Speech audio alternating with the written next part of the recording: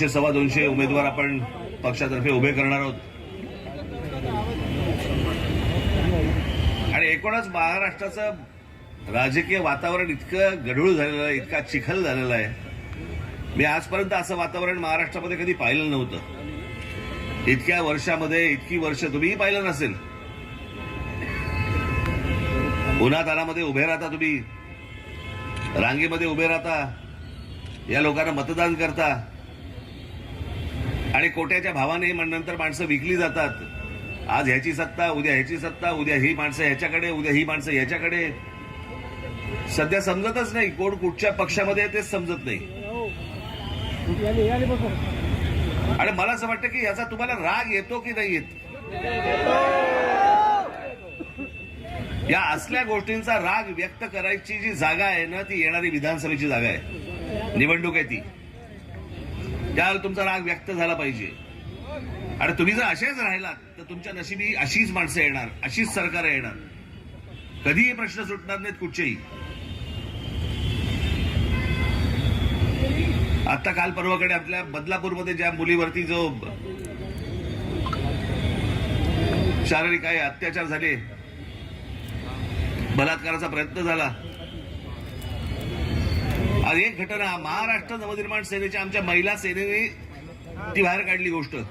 तेव्हा लोकांना कळली, तोपर्यंत दाबून ठेवली होती गोष्ट.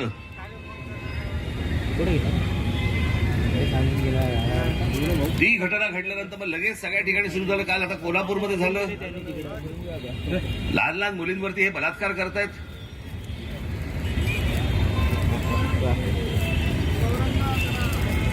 हा माणूस आज पाहिजे होता. आज ही महाशक्ती जी आहे ना, ही आज पाहिजे होती.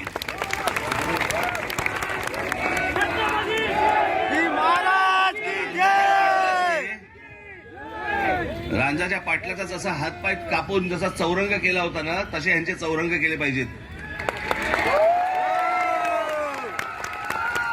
आमच्या मुली शाळेमध्ये पाठवायच्या आणि शाळेमध्ये पाठवल्यानंतर कालच मी त्या आश्रम शाळेमध्ये गेलो होतो. लहान लहान मुली तिकडे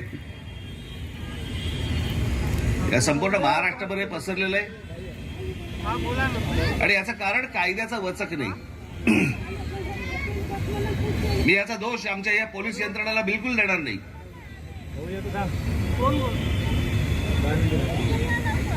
अजिबात देणार नाही.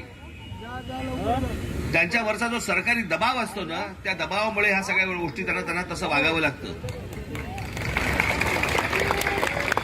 कारण ह्यांनी काही गोष्टी करायला घेतल्या की ह्यांचं निलंबन काढणार, यांना नोकरीवरून काढून टाकणार, यांच्या चौकशा लावणार.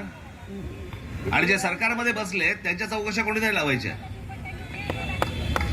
कुठे लाठीचार्ज करायला सांगा, कुठे परिस्थिती हाताळण्यासाठी म्हणून त्यांच्या हातातच काही नाही. आणि मग दोष द्यायचा होता ना, असं थोडी चालतं.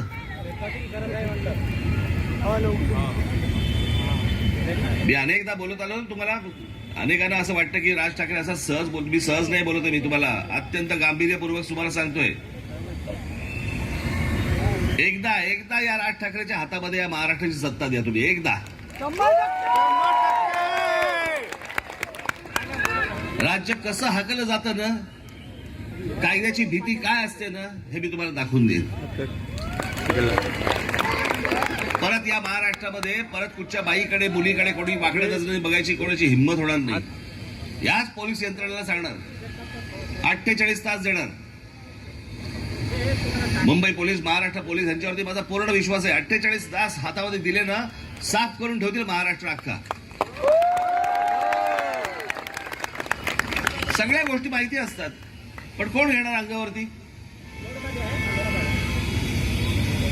आज अनेक विषय या महाराष्ट्रामध्ये पडलेले आहेत. महिलांचे विषय आहेत, शेतकऱ्यांच्या आत्महत्या होत आहेत, बी बियाण्यांचा प्रश्न आहे, विम्याचा प्रश्न आहे. दरवर्षी आपलं तेच सगळ्या गोष्टी चालू आहेत. आणि आमचे सगळे सरकारी सगळे लोक गोल गोल उत्तर देत आहेत आणि आत्महत्या काही थांबत नाहीत. या सगळ्या गोष्टींवरची उत्तरं असतात. या सगळ्या गोष्टींवरची उत्तरं आहेत. आपण जी महाराष्ट्राची ब्ल्यूप्रिंट काढली होती, त्या ब्ल्यूप्रिंट मध्ये या सगळ्या गोष्टी दिलेल्या आहेत. पण तुम्ही माझ्या हातामध्ये ही सगळी गोष्ट दिली पाहिजेत. आज विधानसभेच्या निवडणुका लागल्यात. मी काय फार तुम्हाला इथे भाषण करण्यासाठी आलेलो नाही. मी मला राजूने सांगितलं होतं इथे स्वागत आहे. जेव्हा केव्हा विधानसभेच्या निवडणुका लागतील तेव्हा लागतील. मी मराठवाड्यामध्ये काल मी 2 जागा विधानसभेच्या काल जाहीर केल्या गडचिरोलीमध्ये. आज यवतमाळमध्ये इथे आलोय, वणीला आलोय. आज पण मला एक गोष्ट जाहीर करायची आहे. म्हणजे या वणी या विधानसभा मतदारसंघामध्ये मी आमचे राजू उंबरकर यांची उमेदवारी आज इथे जाहीर करतोय.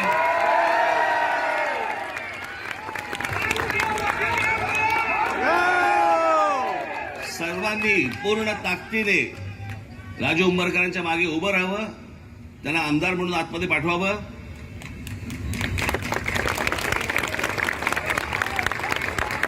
मी तुम्हाला सांगतो की हा बदल तुमच्याकडनं घडवून द्या, मला घडवून द्या.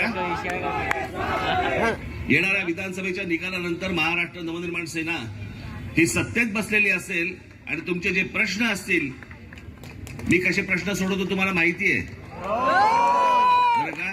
पहिल्यांदा हात जोडून जातो, समोरच्याने ऐकलं नाही तर हात सोडून जातो.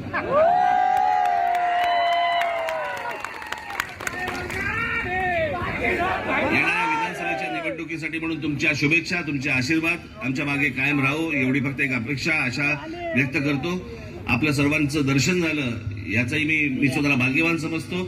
निवडणुका जेव्हा लागतील त्यावेळेला प्रचार सभेसाठी म्हणून मी इथे येईनच, त्यावेळेला सविस्तर बाकीच्या गोष्टी आपण बोलू. तोपर्यंत आपण सर्वांची मी रजा घेतो. धन्यवाद. जय हिंद, जय महाराष्ट्र.